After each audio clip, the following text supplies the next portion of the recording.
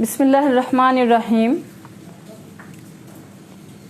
সুপ্রিয় শিক্ষার্থী, আমার শ্রদ্ধাভাজন সুধীজন, যে যেখান থেকে লাইভে অংশগ্রহণ করেছেন, সবাইকে ময়মনসিংহ অনলাইন স্কুলের পক্ষ থেকে আমি স্বাগত জানাচ্ছি। সাবেকুন নাহার, সহকারী শিক্ষক, কৃষি বিশ্ববিদ্যালয় হাই স্কুল ময়মনসিংহ। আশা করি ভালো আছেন সবাই, আমিও ভালো আছি। দোয়া করি সবাই ভালো থাকুক, বাংলাদেশ ভালো থাকুক, পুরো পৃথিবী ভালো থাকুক। বরাবরের ধারাবাহিকতায় আজকে ময়মনসিংহ অনলাইন স্কুলের পক্ষ থেকে আমি অষ্টম শ্রেণীর বাংলা ব্যাকরণ ও নির্মিতি নিয়ে হাজির হয়েছি। আমরা আজকে আমাদের বাংলা ব্যাকরণ ও নির্মিতিটা প্রায় শেষের পথে, তো আমরা আজকে শব্দার্থ নিয়ে আলোচনা করব। শব্দার্থটা হচ্ছে দশম পরিচ্ছেদ নিয়ে আলোচনা করব। প্রিয় শিক্ষার্থীরা, সবাই ঝটপট জয়েন করে ফেলো এবং লাইভটা শেয়ার করে দাও যাতে তোমার বন্ধুরা দেখতে পারে। আমরা আজকে শব্দার্থ নিয়ে আলোচনা করব। একটা শব্দ বিভিন্নভাবে আমরা ব্যবহার করি, সেটা নিয়ে আমরা আলোচনা করব। শব্দার্থটা আমরা কিভাবে আমরা ব্যবহার করি সেটা আমরা একটা শব্দের সংজ্ঞাটা বলেছি। দেখো, ভাষার ভাবটা যখন ইন্দ্রিয় গ্রহণ করে, এবং তার উপরে যে মানসিক প্রভাবটা পড়ে, মানসিক ধারণাটা জন্মায়, ভাষার ভাব যখন ইন্দ্রিয় গ্রহণ করে এবং তার উপরে যে মানসিক ধারণা জন্মায়, তাকেই শব্দ বলে। শিক্ষার্থী বন্ধুরা, শব্দটা কি? ভাষার ভাব। আমি একটা কথা বললাম, এটার ভাবটা ইন্দ্রিয় মানে কি?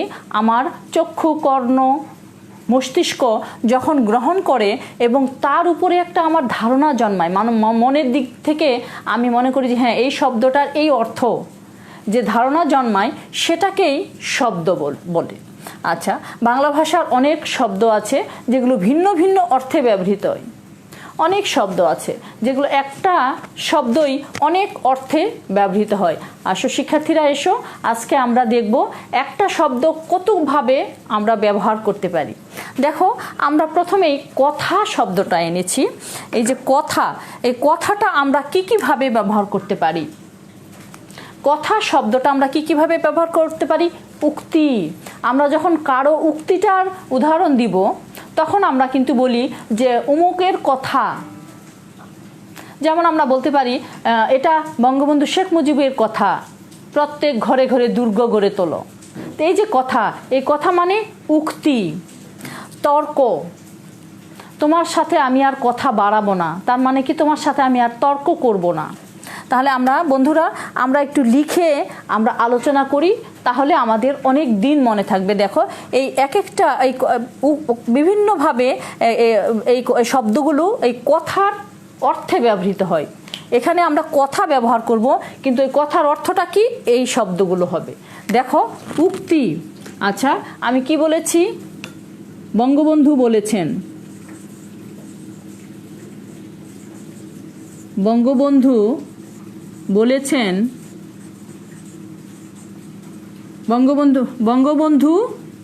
বঙ্গবন্ধুর কথা বলতে হবে আমাকে। এখানে কি? বঙ্গবন্ধুর কথা। কি কথা? প্রত্যেক ঘরে ঘরে দুর্গ গড়ে তোলো। প্রত্যেক ঘরে ঘরে দুর্গ গড়ে তোলো। এই যে এই কথাটা কি অর্থে? উক্তি অর্থে। বঙ্গবন্ধুর কথা মানে কি? এটা বঙ্গবন্ধুর উক্তি। ঠিক আছে, এখন দেখি আমরা তর্ক দিয়ে বলি। তর্ক দিয়ে আমরা কি আনতে পারি? এ ব্যাপারে পক্ষ বিপক্ষ অনেক কথা হয়েছে। পক্ষ বিপক্ষ অনেক কথা হয়েছে। এই কথা কি অর্থে ব্যবহৃত হলো? এই কথাটা তর্ক অর্থে ব্যবহৃত হয়েছে। এই কথা কি অর্থে ব্যবহৃত হয়েছে? উক্তি অর্থে ব্যবহৃত হয়েছে। আর এই কথাটা তর্ক মানে পক্ষ বিপক্ষ অনেক তর্ক বিতর্ক হয়েছে। এটা আমরা কি অর্থে ব্যবহার করলাম? এই কথা অর্থে, কথার অর্থটা হচ্ছে তর্ক বিতর্ক। এই বাক্যের মধ্যে এটা তর্ক বিতর্ক অর্থে ব্যবহৃত হয়েছে। তারপরে দেখো প্রতিশ্রুতি, তোমাকে আমি কথা দিলাম, তোমাকে আমি কথা দিলাম মানে কি? প্রতিশ্রুতি দিলাম। এই কথা কি অর্থে ব্যবহৃত হলো? এখানে প্রতিশ্রুতি অর্থে ব্যবহৃত হয়েছে এই কথা। আচ্ছা, প্রস্তাব, তোমার কথায় আমি রাজি আছি, তোমার কথায় আমি রাজি আছি। তাহলে এই কথা কি অর্থে? এই কথা প্রস্তাব অর্থে, তার মানে তোমার প্রস্তাবে আমি রাজি আছি। এখানে একটু অন্যভাবে ব্যবহৃত হলো, তোমার প্রস্তাবে আমি রাজি আছি। তাহলে আমরা কিভাবে পেলাম দেখো, প্রথমেই পেয়েছি উক্তি অর্থে, কথা উক্তি অর্থে, এই কথা তর্ক অর্থে, এই কথা প্রতিশ্রুতি অর্থে আমরা পেয়েছি। এখন এই কথাটা আমরা পেয়েছি কিভাবে? প্রস্তাব অর্থে পেয়েছি, তোমার কথায় আমি রাজি আছি, তার মানে তোমার প্রস্তাবে আমি রাজি আছি। এরপরে দেখো তিরস্কার, পড়া না পারলে, পড়া না বুঝলে সবার কথা শুনতে হয়। পড়া না বুঝলে বা পড়া না পারলে স্যারের কথা শুনতে হয়, স্যারের কথা শুনতে হয়। এই কথা তিরস্কার অর্থে ব্যবহৃত হয়েছে, শুনতে হয়। শিক্ষার্থী বন্ধুরা বুঝতে পারছো কি তোমরা? দেখো এখানে কি হয়েছে, পড়া না বুঝলে স্যারের কথা শুনতে হয়। কথা মানে কি? এখানে তিরস্কার অর্থে, স্যার তোমাদেরকে বলে কিচ্ছু পারো না, এরকম টাইপের আর কি, এটা একটা তিরস্কার করা অর্থে বুঝিয়েছে। তারপরে প্রসঙ্গ ক্রমে কথায় কথায় এই কথা বলে ফেললাম, অথবা কথায় কথায় তোমার নাম নিলাম, তোমার নাম এসে গেল, মানে প্রসঙ্গক্রমে তোমার নামটি আমি নিলাম। প্রসঙ্গ একটা বিশেষ একটা ক্ষেত্রে প্রসঙ্গক্রমে যখন আমরা কারো নাম নিব সেটা হচ্ছে কথায় কথায়, কথায় কথায় মানে প্রসঙ্গক্রমে তোমার নামটি আমরা নিয়েছি বা তোমার নামটি এসে গেল। তো এইভাবে আমরা বিভিন্ন একটা এই কথা বিভিন্ন অর্থে আমরা ব্যবহার করেছি। এরকম আরও অনেক শব্দ আছে যেগুলো আমরা বিভিন্ন অর্থে ব্যবহার করে থাকি। শিক্ষার্থী বন্ধুরা আমরা দেখলাম কথা, দেখলাম, এরপরে আমরা দেখব কান। দেখো আমরা কথা দিয়ে অনেকগুলো শব্দ পেয়েছি, এখন আমরা দেখি কান। কান দিয়ে দেখো কান, এই কান কিন্তু অনেকভাবে ব্যবহৃত হয়। কান প্রথমে কি দেখবো আমরা? কান মানে আমাদের শরীরে একটা অঙ্গ আছে, শ্রবণ অঙ্গ, এটা হচ্ছে কান। তারপরে কি দেখবো আমরা? বধির, যে কানে শোনে না সে হচ্ছে বধির, যে কানে শোনে না তাকে আমরা কি বলি? বধির। তারপরে কি হচ্ছে? কর্ণগোচর, কর্ণগোচর দিয়েও আমরা, এটা হচ্ছে কান অর্থে। তারপরে আমরা দেখি মনোযোগ অর্থেও কান কথা আছে।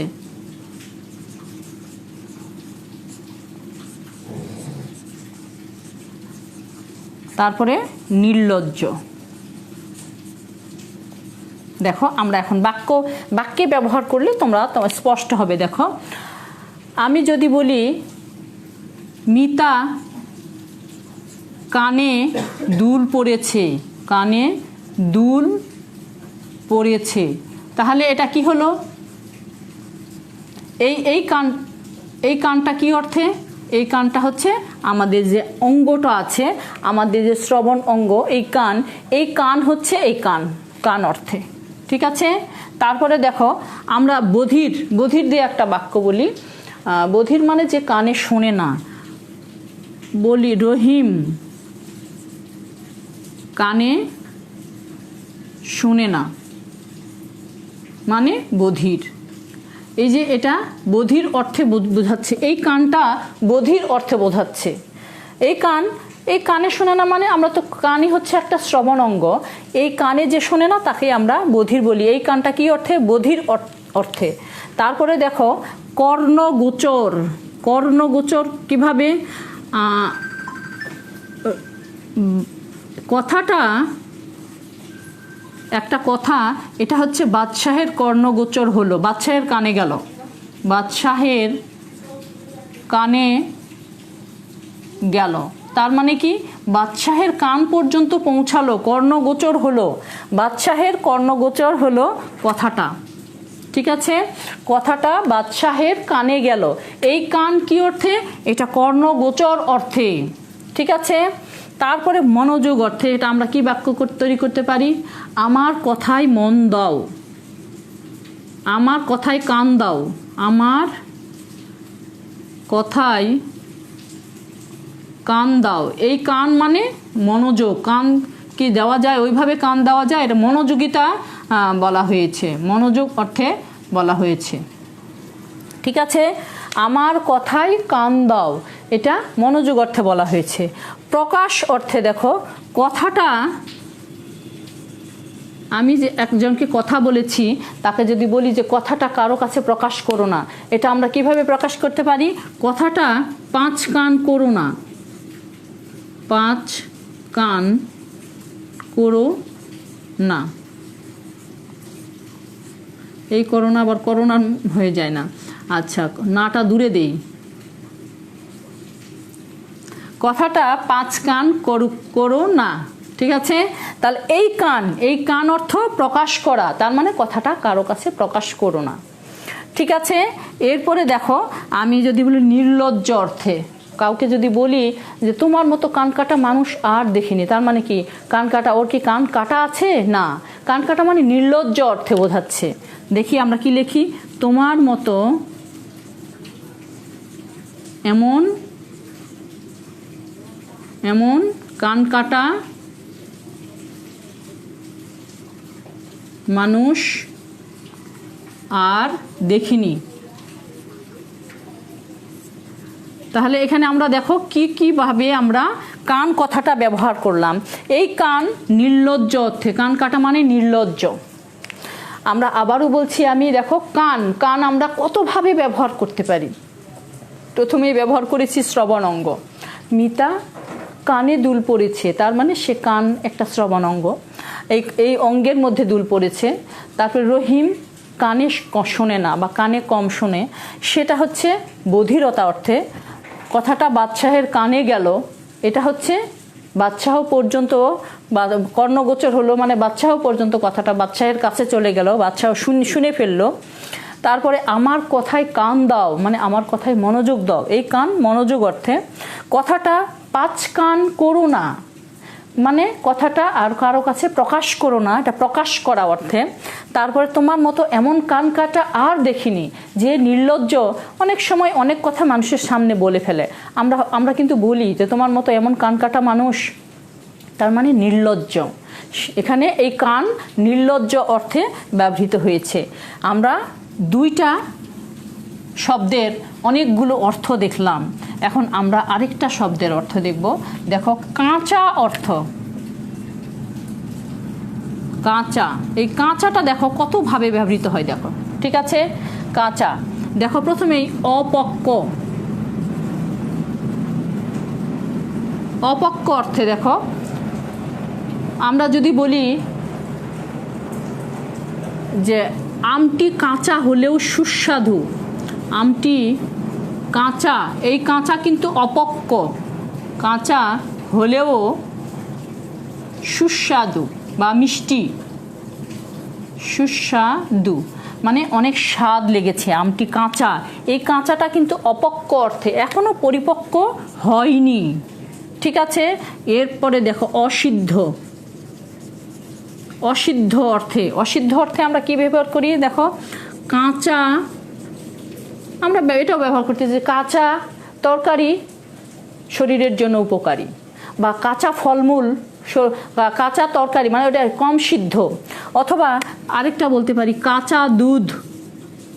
কাঁচা দুধ মানে কম সিদ্ধ, কম জাল করা দুধ সবার পেটে সয় না, সবার পেটে সয় না। তাহলে এটা কি হলো? এটা অসিদ্ধ বা কম সিদ্ধ। তারপরে দেখো অপূর্ণ। অপূর্ণ, অপূর্ণ অর্থে আমরা কি বাক্য ব্যবহার করতে পারি? আমার কাঁচা ঘুমটি ভাঙলে কেন? আমি মাত্র ঘুমিয়েছি, তখন যদি কেউ আমাকে এসে ডাক দেয় তখন আমার একটু রাগ হয়ে যায়। তখন আমি কি বলি? আমার কাঁচা ঘুমটি ভাঙলে কেন? ভাঙলে কেন? তাহলে এখানে আমরা কি ব্যবহার করলাম? এই কাঁচা মানে কি? অপূর্ণ, অপূর্ণ অর্থে। আচ্ছা, অদক্ষ। দেখো এটা কি অর্থে? যার দক্ষতা নেই, কাঁচা। কাঁচা, কাঁচা লোক দিয়ে বাড়ি বানাবে না। কাঁচা লোক বা কাঁচা মিস্ত্রি দিয়ে বাড়ি বানাবে না, বানাবে না। এই কাঁচা কি অর্থে ব্যবহৃত হয়েছে? অদক্ষ অর্থে ব্যবহৃত হয়েছে। মানে অদক্ষ লোক দিয়ে বাড়ি বানাবো না। আমরা এটা কি বলি? কাঁচা লোক দিয়ে বাড়ি বানাবো না। লোক কি কাঁচা হয়? এটা হচ্ছে অদক্ষ অর্থে ব্যবহৃত হয়েছে। তারপরে আমরা দেখি অশুষ্ক। অশুষ্ক, ও শুকনা না আর কি, শুষ্ক। কি কি করতে পারি? কাঁচা কাঠে মানে যে কাঠ শুকায়নি সেখানে আগুন জ্বলে না। কাঁচা কাঠে আগুন জ্বলে না। এই কাঁচা হচ্ছে শুকনো না, অশুষ্ক অর্থে ব্যবহৃত হয়েছে। এরপরে আমরা দেখি দুর্বল। দুর্বল অর্থে ছেলেটি অঙ্কে কাঁচা। ছেলেটি অঙ্কে কাঁচা তার মানে কি? অঙ্কে দুর্বল। এটা দুর্বল অর্থে ব্যবহৃত হলো। ঠিক আছে, তাহলে আমরা আবার একটি দেখি কাঁচা। কাঁচাটা কি কি অর্থে ব্যবহৃত হয়েছে দেখো। অপক্ব অর্থে ব্যবহৃত হয়েছে। আমটি কাঁচা হলেও সুস্বাদু, মানে আমটি এত পাকা না, তারপরেও কিন্তু সুস্বাদু। কেন? অপক্ব। অপক্ব তারপরেও সুস্বাদু হয়েছে। এই কাঁচা হচ্ছে অসিদ্ধ অর্থে। কাঁচা দুধ সবার পেটে হজম হয় না, মানে বেশি জাল করা না বা বেশি সিদ্ধ করা না, এরকম খাবার সবার পেটে হজম হয় না। অপূর্ণ, আমার কাঁচা ঘুমটি ভাঙলে কেন? কাঁচা ঘুম মানে আমি ঘুমিয়েছি, ধরো 10 মিনিট বা 15 মিনিট আগে ঘুমিয়েছি, তখন যদি কেউ ডাকে তখন আমার মাথা ব্যথা উঠতে পারে, আবার অনেক সময় মেজাজও খিটখিটে হয়ে যায়। তখন আমি কি বলি? আমার কাঁচা ঘুমটি ভাঙলে কেন? তারপরে দেখো কাঁচা লোক দিয়ে বাড়ি বানাবে না। তার মানে কি? কাঁচা মানে কি? কাঁচা লোক মানে অদক্ষ লোক, যেটা এক্সপার্ট না, যেটা সব ওই বাড়ি বানানোর জন্য প্রয়োজনীয় দক্ষতা যার নাই, সে হচ্ছে অদক্ষ। কাঁচা লোক দিয়ে বাড়ি বানাবে না। তারপরে কাঁচা কাঠে আগুন জ্বলে না, তার মানে শুকনো না, কাঁচা। মাত্র কাঠটা গাছ থেকে একটা ডাল কেটে যদি আমি আগুন জ্বালাতে যাই, এটাতে আগুন ধরবে না, না শুকালে আগুন ধরে না। এটাই বলা হয়েছে কাঁচা কাঠে আগুন জ্বলে না। দুর্বল, ছেলেটি অঙ্কে কাঁচা। অঙ্কে দুর্বল হলে আমরা বলি কি? কাঁচা। এটা অঙ্কে কাঁচা। তো আমরা এই কাঁচার অনেকগুলো অর্থ দেখলাম। এখন আমি দেখাবো কাটা। কাটা অর্থে কাটার আমরা কি কিভাবে ব্যবহার করি? কাটা দেখো, কাটা আমরা কি কিভাবে ব্যবহার করি? প্রথমেই দেখো ক্ষত। ক্ষত, ক্ষত অর্থে এখানে আমরা কি বলি? কাটা ঘায়ে নুনের ছিটা দিও না। কাটা ঘা, কাটা ঘায়ে নুনের, কাটা ঘায়ে নুনের ছিটা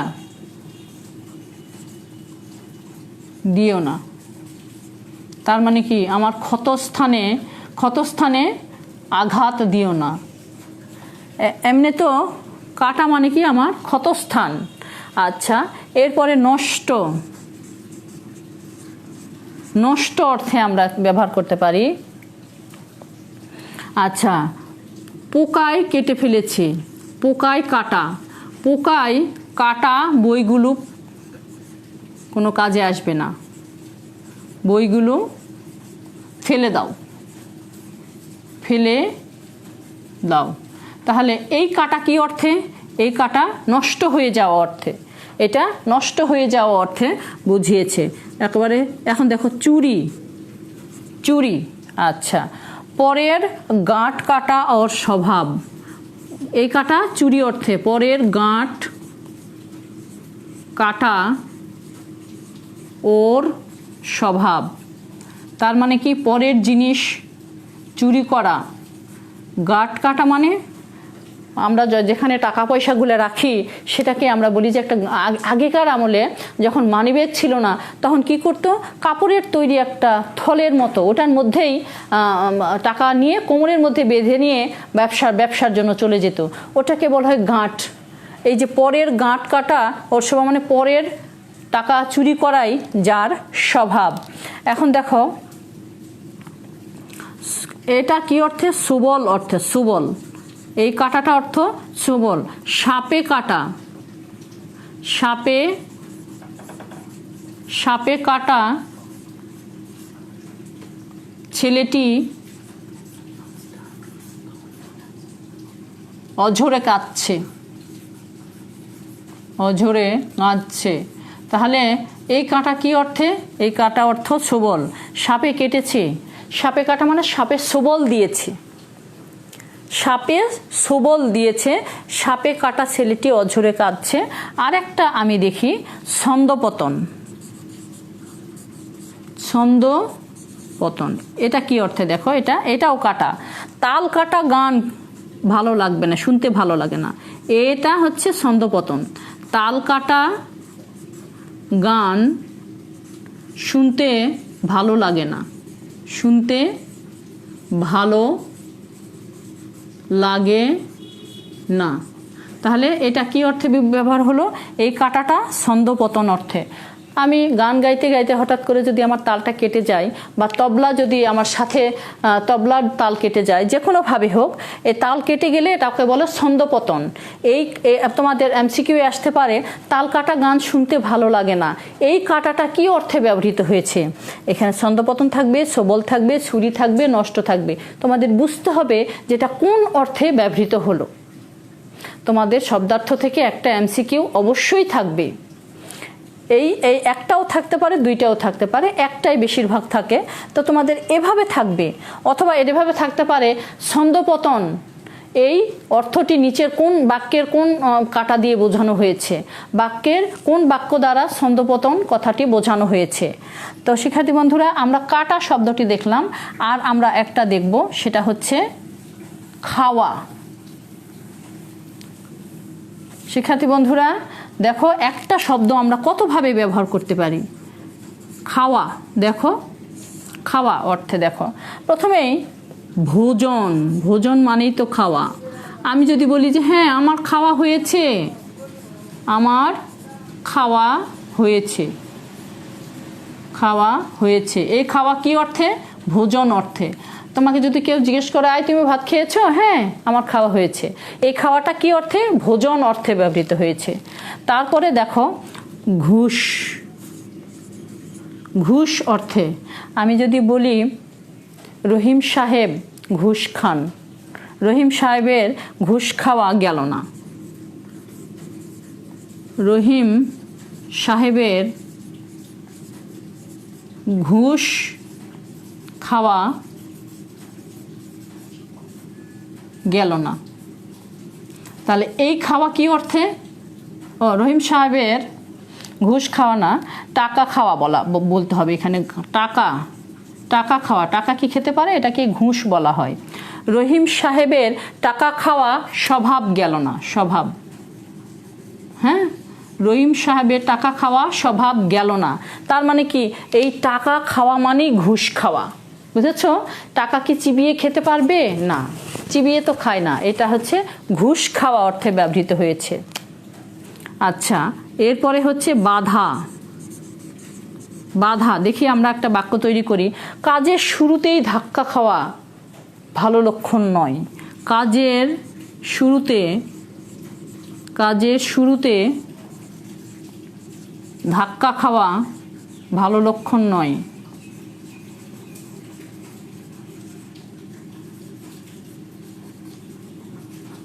ভালো লক্ষণ নয়।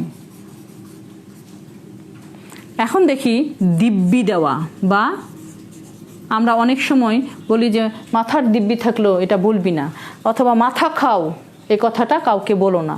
এরকম দেখো, মাথা খাও, এখন যেও না, এখন যেও না। তাহলে কি হলো, এই খাওয়া কি অর্থে? এই খাওয়া দিব্যি দেওয়া অর্থে, মাথার দিব্যি দিচ্ছে বা তাকে শপথ করাচ্ছে যে আমাকে ছেড়ে যাবে না। এটা হচ্ছে মাথা খাওয়া, এটা দিব্যি অর্থে বোঝানো হয়েছে। আচ্ছা, তিরস্কার, তিরস্কার অর্থে শিক্ষকের কাছে ধমক খাওয়া, শিক্ষকের কাছে ধমক খাওয়া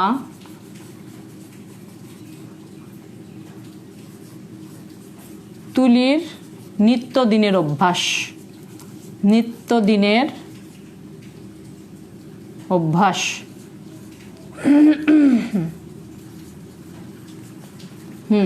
তাহলে এই খাওয়াটা, ধমক খাওয়া, ধমক কি খাওয়া যায়? এটা কথার কথা, এটা তিরস্কার অর্থে বোঝানো হয়েছে। আর একটা আমি দিব, মানিয়ে চলা।